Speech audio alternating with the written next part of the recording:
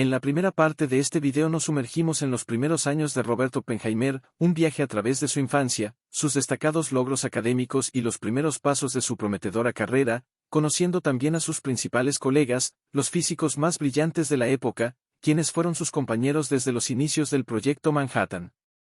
A continuación, nos adentraremos en el clímax de este relato, la culminación del proyecto que originó la creación de las bombas atómicas que transformaron el paisaje bélico mundial para siempre. Además, exploraremos el desenlace de la vida de este personaje de la historia, un capítulo final que desvelará el impacto y el legado que dejó en el mundo. El trabajo increíblemente arduo que Oppenheimer seguía en Los Álamos también pasó factura a su salud. Siempre fue una persona delgada, pero durante el trabajo en Nuevo México, perdió otras 20 libras, llegando a pesar tan solo 110 libras.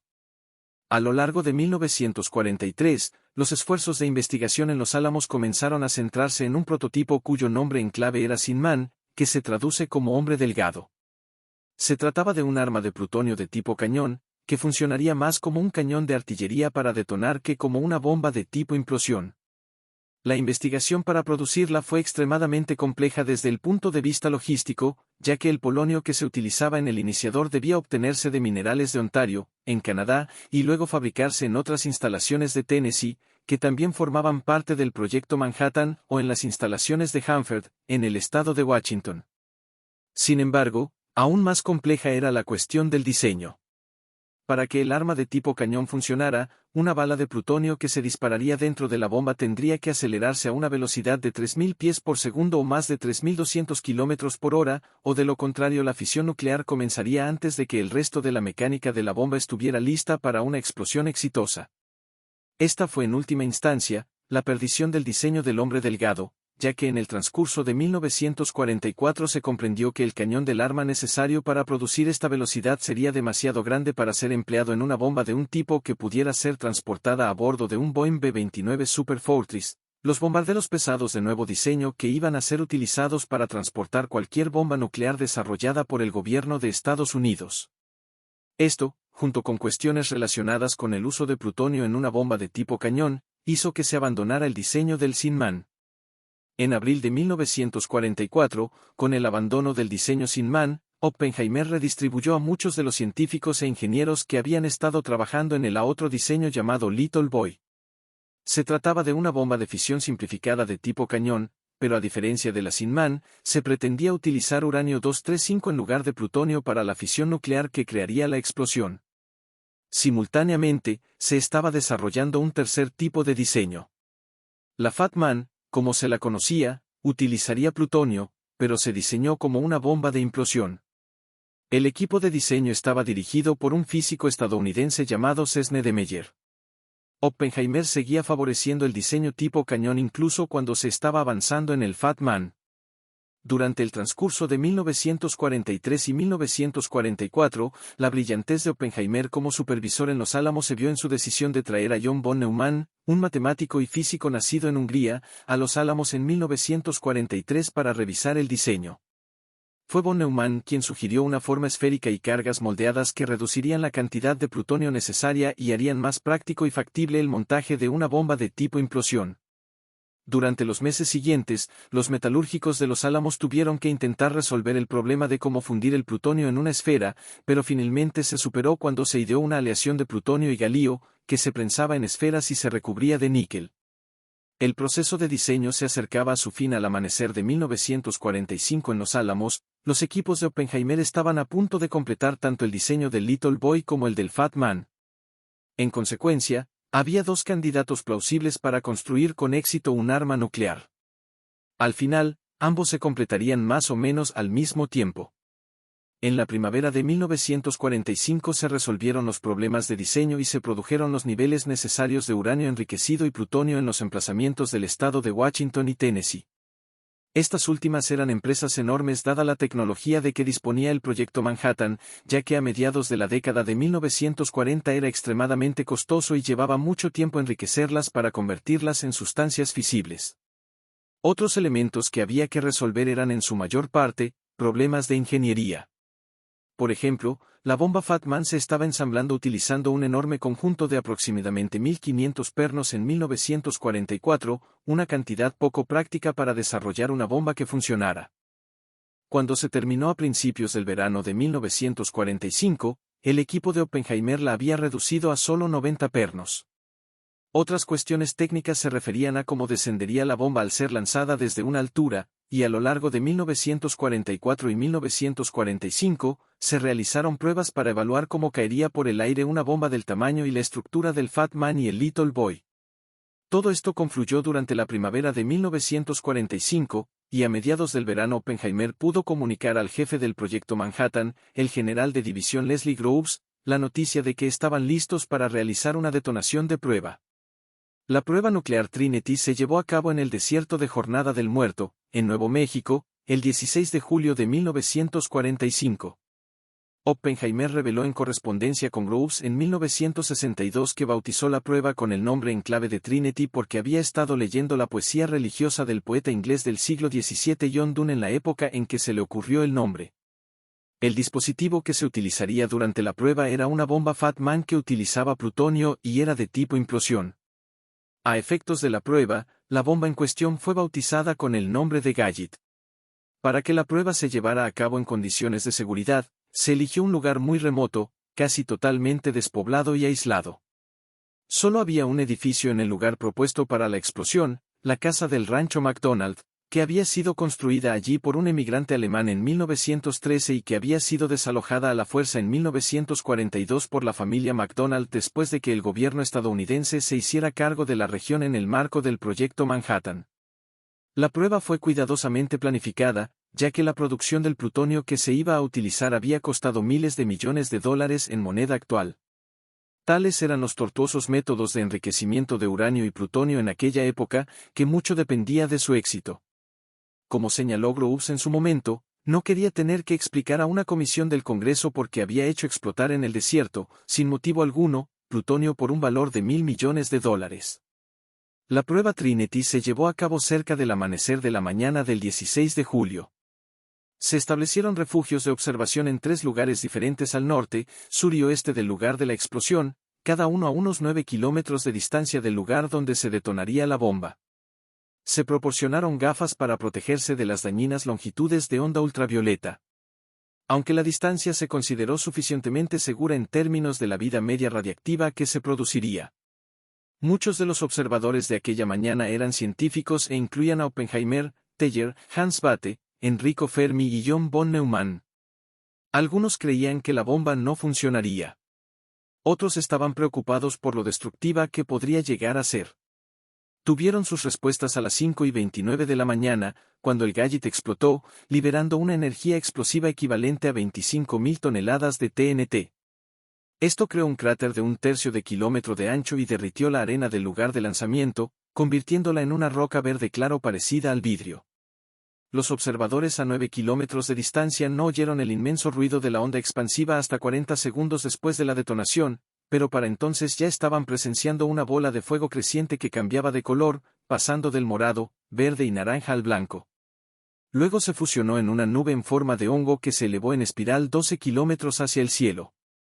El choque de la explosión se sintió a casi 100 kilómetros de distancia, mientras que los que se encontraban en los refugios de observación a 9 kilómetros de distancia recordaron más tarde que hubo un breve periodo de inmenso calor, como si estuvieran delante de un horno abierto durante unos segundos momentáneos cuando detonó la bomba. Las supuestas palabras de Oppenheimer mientras observaba la explosión de la prueba Trinity se han hecho un tanto infames en los tiempos modernos. Se dice que citó el Bhagavad Gita, uno de los textos más sagrados del hinduismo, escrito en la segunda mitad del primer milenio antes de Cristo y cuyo título se aproxima al canto de Dios.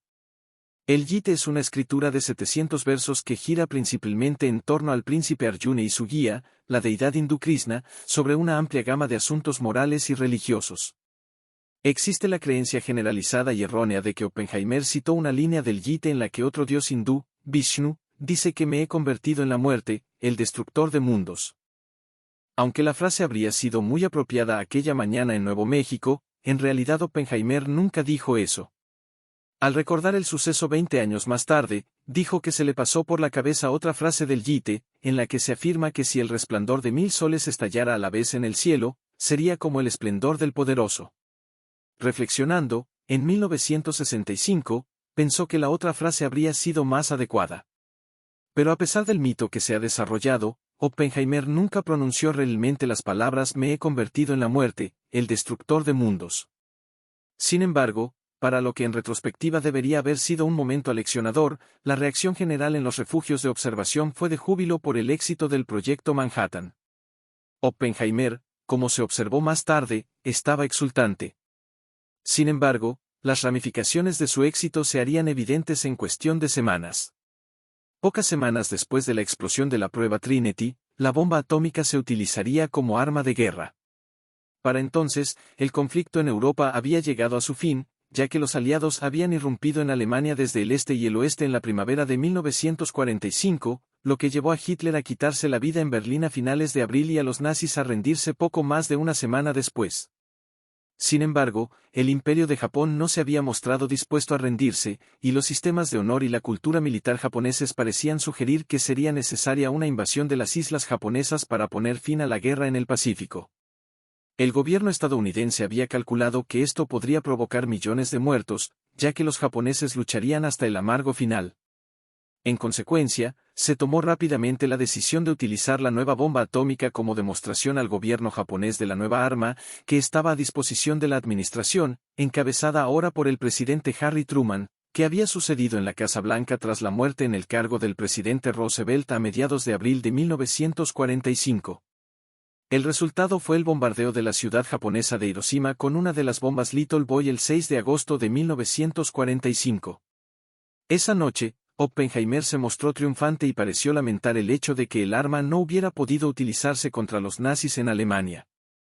Sin embargo, este estado de ánimo dio paso rápidamente a la desilusión 3 días después, cuando Estados Unidos lanzó una segunda bomba del tipo Fat Man sobre la ciudad de Nagasaki, en Japón. Sin duda, concluyeron Oppenheimer y sus colegas, esto no era aceptable. Después de todo, los japoneses no habían tenido tiempo suficiente para procesar las implicaciones de la primera bomba y decidir rendirse, lo que hicieron 6 días después del bombardeo de Nagasaki. Con ello, la guerra llegó a su fin. Los bombardeos de Hiroshima y Nagasaki siguen siendo las dos únicas ocasiones en la historia mundial en las que se han utilizado armas nucleares en una guerra, por lo que son enormemente controvertidos. Hoy en día, la mayoría de los analistas de los acontecimientos de agosto de 1945 tienden a adoptar la misma opinión que Oppenheimer y sus colegas, que el uso de la primera bomba en Hiroshima fue en cierto modo justificable, aunque inminentemente lamentable al mismo tiempo, como medio para obligar a los japoneses a rendirse y de paso, salvar potencialmente millones de vidas al evitar una invasión terrestre del archipiélago japonés. Pero la mayoría está de acuerdo en que el bombardeo de Nagasaki solo 3 días después no estaba justificado. En términos más generales, se han cuestionado las implicaciones éticas del trabajo que Oppenheimer y sus colegas llevaron a cabo como parte del proyecto Manhattan durante la guerra. Esto tiene dos vertientes. Por un lado, el desarrollo de armas nucleares ha introducido una amenaza existencial para la supervivencia de la humanidad en los tiempos modernos. Pero, por otro lado, la disuasión nuclear ha garantizado que las superpotencias mundiales y los grandes estados hayan evitado las grandes guerras desde 1945. Durante siglos, los estados europeos han estado en guerra sin cesar. Todo cambió cuando se hizo evidente que un conflicto directo podía provocar una destrucción mutua asegurada. Irónicamente, el impacto del desarrollo de las armas nucleares ha sido el fomento de una paz nuclear. Pero los riesgos siguen siendo profundos en un mundo en el que la política se está volviendo más antagónica y desestabilizada durante el siglo XX. Con el final de la guerra, la reputación de Oppenheimer alcanzó un auge sin precedentes en los círculos académicos estadounidenses. En consecuencia, se le abrían nuevas oportunidades y decidió abandonar Berkeley y dirigirse a la costa este para ocupar un puesto como director del Instituto de Estudios Avanzados de Princeton, en Nueva Jersey, en 1947. Un apreciado centro para el estudio de la física en Estados Unidos, que contaba con Albert Einstein, Niels Bohr y Paul Dirac como antiguos miembros fundadores o becarios visitantes. Bajo la dirección de Oppenheimer, se convirtió en un centro para físicos emergentes y cuando dejó Berkeley, media docena de sus estudiantes de posgrado más prometedores se marcharon también a estudiar a Princeton, en Nueva Jersey. Continuó con los métodos que había desarrollado en California en la década de 1930, generando un ambiente de enérgicos debates e investigación, a menudo a expensas de su propia investigación, Oppenheimer eligiendo escribir y publicar muy poco él mismo en Princeton.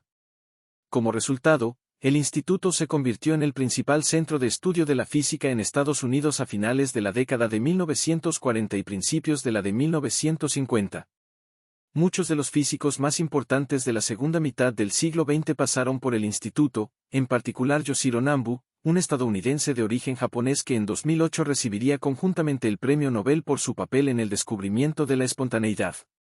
La simetría rota en la física subatómica. Y Murray Gell-Mann, que ganó el Premio Nobel en 1969 por su trabajo sobre las partículas elementales, así como por su labor en Princeton. Oppenheimer siguió ocupando diversos cargos públicos a finales de la década de 1940 y en la de 1950, al tiempo que disponía de autorización de seguridad para ver documentos y material clasificados relacionados con el programa nuclear en evolución de Estados Unidos. En este sentido, cabe destacar su pertenencia a la recién creada Comisión de Energía Atómica, creada en 1947 como una comisión dirigida por las propias Naciones Unidas. La Comisión de Energía, un organismo de nueva creación diseñado para fomentar la paz mundial tras la guerra, se encargó de regular la proliferación de materiales nucleares y el desarrollo de armamento nuclear. Aunque Estados Unidos fue durante varios años la única nación con acceso a bombas nucleares después de 1945, era solo cuestión de tiempo que el mundo viera que era posible desarrollar ese tipo de armas antes de que otras naciones empezaran a construir sus propias bombas o a intentar desarrollarlas. Oppenheimer y varios de sus antiguos colegas del Proyecto Manhattan fueron fundamentales en los esfuerzos realizados en 1946 y 1947 para establecer restricciones a la proliferación nuclear que siguen vigentes hoy en día. Como primer presidente de la comisión, Oppenheimer intentó desalentar una carrera armamentística nuclear entre Estados Unidos y la Unión Soviética en el contexto del desarrollo de la Guerra Fría. Pero estos esfuerzos fueron en vano, y se desarrolló una importante carrera armamentística nuclear una vez que los soviéticos realizaron con éxito su primera prueba de un arma nuclear en 1949. Cuando las noticias de la adquisición soviética de un arma nuclear llegaron a Estados Unidos en 1949, comenzó el debate en el seno del gobierno del presidente Harry Truman sobre el desarrollo de una bomba de hidrógeno o termonuclear, un arma nuclear mucho más potente que las bombas atómicas que se habían desarrollado bajo la rúbrica del Proyecto Manhattan y se habían utilizado contra Japón en 1945. Oppenheimer y muchos otros científicos que habían contribuido al trabajo del Laboratorio de los Álamos entre 1942 y 1945 se oponían a tal medida, argumentando que tal arma no podría utilizarse en ningún sentido práctico en la guerra sin causar daños inmensos y desencadenar potencialmente una guerra nuclear que acabaría con gran parte de la vida en el planeta. En su petición al gobierno a finales de 1949, afirmaban que el peligro extremo para la humanidad inherente a la propuesta de desarrollar armas termonucleares superaba totalmente cualquier ventaja militar. Sin embargo, Truman siguió adelante y dio luz verde al nuevo programa en enero de 1950. Casi 3 años después, en noviembre de 1952, se probó la primera bomba de hidrógeno en un atolón del Océano Pacífico. Ivy Mike, como fue bautizada la bomba, produjo una explosión equivalente a más de 10 millones de toneladas de TNT y fue 450 veces más potente que la bomba atómica que Estados Unidos lanzó sobre Nagasaki en 1945. A pesar de las reservas expresadas por Oppenheimer y muchos otros, la Guerra Fría se encaminaba hacia la era de la destrucción mutua asegurada. A pesar de que había sido absolutamente fundamental en el Proyecto Manhattan y un alto científico del gobierno durante muchos años, Oppenheimer cayó en desgracia con el gobierno a principios de la década de 1950, durante el Segundo Miedo Rojo. Eran años en los que la Guerra Fría con la Unión Soviética se profundizaba. Tras la división de Alemania en una Alemania occidental alineada con Occidente y una Alemania oriental comunista, junto con la formación de la Organización del Tratado del Atlántico Norte y el Pacto de Varsovia como alianza militar rival, la Guerra de Corea enfrentó por primera vez a los bloques occidental y comunista en una gran guerra por poderes. En este entorno, Estados Unidos se vio atormentado por lo que en un principio fueron preocupaciones legítimas sobre las organizaciones comunistas dentro de Estados Unidos, que actuaban como una quinta columna para la Unión Soviética dentro de América. Pero esto pronto dio paso a una intensa e infundada paranoia sobre los motivos de cualquier persona asociada con la política socialista o incluso grupos como la Unión Americana de Libertades Civiles. El segundo miedo a los rojos, denominado así para distinguirlo del primer miedo a los rojos, que asoló Estados Unidos a finales de la década de 1910 tras la Revolución Rusa de 1917, cobró fuerza a partir de finales de la década de 1940 y alcanzó su máxima intensidad entre 1950 y 1954. El senador Joseph McCarthy emprendió una amplia campaña para identificar y llevar a juicio a cualquier persona remotamente sospechosa de simpatizar con el comunismo. Oppenheimer pronto caería bajo sospecha durante el segundo miedo rojo.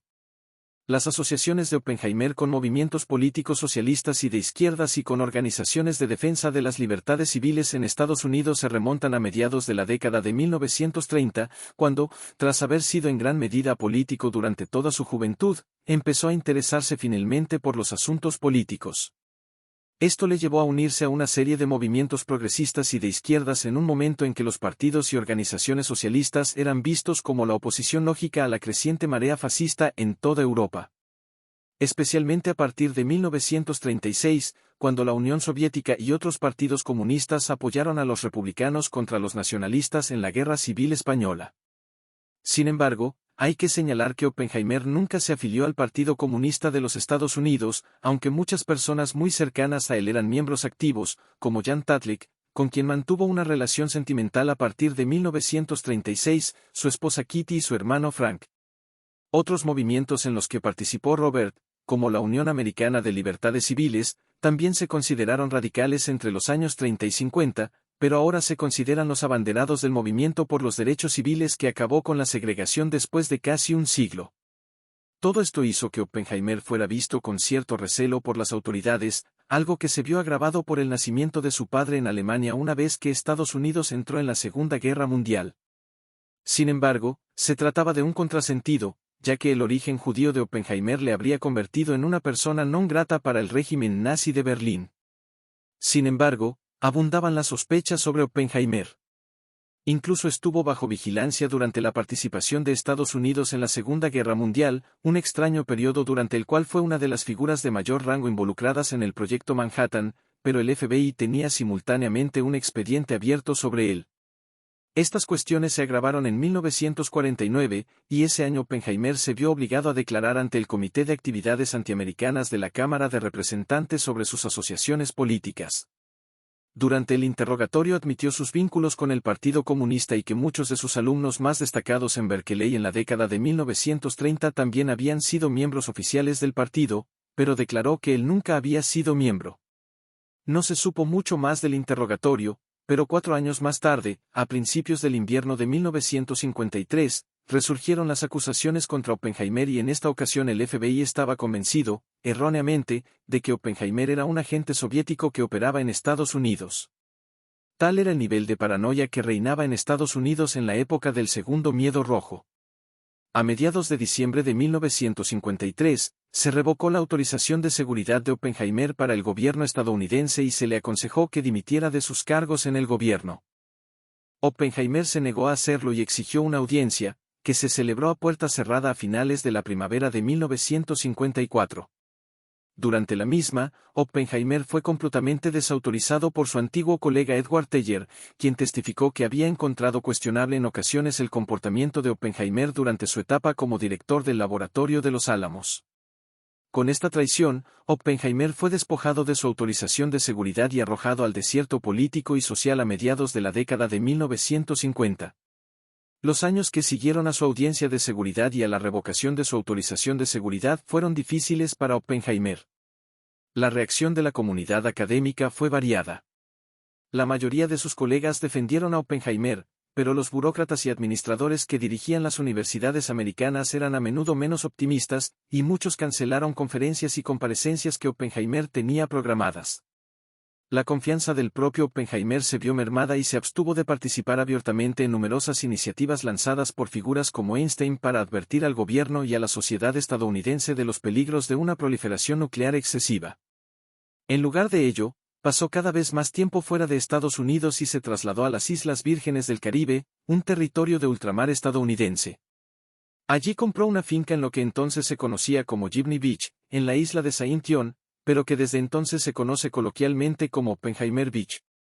A partir de 1957 pasó aquí largas temporadas, aunque muchas instituciones y organizaciones americanas siguieron invitándole a dar conferencias. Sin embargo, la década de 1950 fue para él una época de vacas flacas desde el punto de vista de la investigación, en la que no publicó nada. A finales de la década de 1950, se realizaron esfuerzos concertados para rehabilitar a Oppenheimer en el extranjero. Por ejemplo, en 1957, el gobierno francés le concedió la condecoración de donante de ocio en reconocimiento a su servicio a la causa aliada en tiempos de guerra. En 1962 fue nombrado miembro extranjero de la Royal Society británica.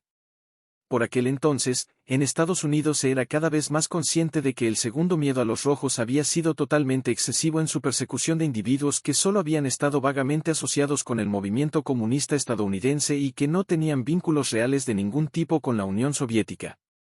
En consecuencia, en 1963, el presidente John Kennedy rehabilitó a Oppenheimer concediéndole el premio Enrico Fermi, creado en 1956 por el Departamento de Energía de Estados Unidos y denominado así en honor al científico Enrico Fermi, el científico italoamericano que había desarrollado el primer reactor nuclear del mundo en Chicago en 1942 como parte de las primeras fases del proyecto Manhattan y que había muerto prematuramente de cáncer de estómago en 1954. El premio había sido concedido a varias personas que habían trabajado en el laboratorio de Los Álamos bajo la dirección de Oppenheimer entre 1943 y 1945, entre ellas von Neumann, Bethe y Teller en 1956, 1961 y 1962 respectivamente. Por lo tanto, la concesión del premio a Oppenheimer en 1963 fue tardía, pero un grato reconocimiento del error cometido por el gobierno al perseguirle como parte del miedo rojo. Oppenheimer no vivió mucho tiempo para disfrutar de la restauración parcial de su reputación. 2 años después de que se le concediera el premio Fermi, a finales de 1965 se le diagnosticó un cáncer de garganta, una enfermedad causada sin duda por fumar durante toda su vida. Era una época en la que muchos tipos de cáncer tratables hoy en día eran una sentencia de muerte.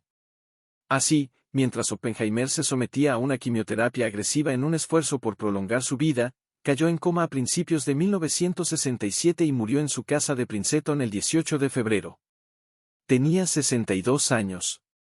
Aunque su reputación había sido rehabilitada solo en parte por la concesión del premio Enrico Fermi en 1963 y muchas figuras políticas seguían viéndolo con recelo, la comunidad académica demostró claramente su respeto por Oppenheimer en su funeral, al que asistieron más de 600 colegas del mundo académico, la comunidad científica y el ejército, muchos de los cuales habían trabajado con Oppenheimer en Los Álamos. Sus cenizas se depositaron posteriormente en las aguas de la isla de Saint-John, en el Caribe. En las décadas transcurridas desde entonces, su reputación ha sido plenamente rehabilitada. Por el contrario, Edward Teller, que testificó contra Oppenheimer en su audiencia a puerta cerrada en 1954, fue despreciado por muchos dentro de la comunidad científica estadounidense durante décadas. En 1967, Oppenheimer fue nominado póstumamente por tercera vez para el Premio Nobel de Física. Ya había sido nominado en 1946 y 1951, pero no recibió el galardón en esas ocasiones, ni tampoco en 1967. A lo largo de los años se ha prestado mucha atención a por qué no recibió el Premio Nobel, dado sus amplios logros, pero parece que hay razones claras para que no lo recibiera. En primer lugar, Oppenheimer no publicó mucho, a diferencia de alguien como Albert Einstein, que publicó más de 300 artículos científicos durante su vida y muchos libros más tarde.